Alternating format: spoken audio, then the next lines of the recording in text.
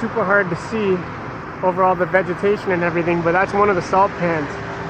I don't know if it's gonna come up on camera the way I could see it, but it's like a deep pink, almost like a purple. Wonder if I could zoom. Oh, of course not. Let me try to get a different angle.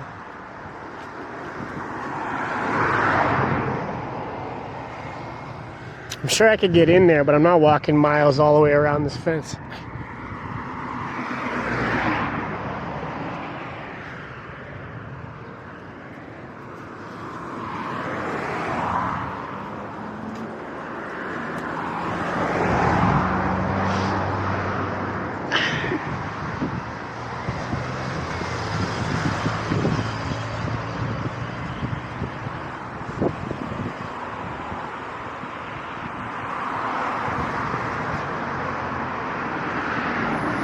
Hopefully it comes up at least a little bit on here. Super cool.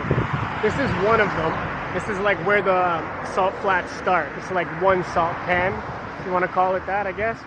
And then down there, there's several more. But this is like the closest one to the road. So it's like the only one I'll be able to see from over here.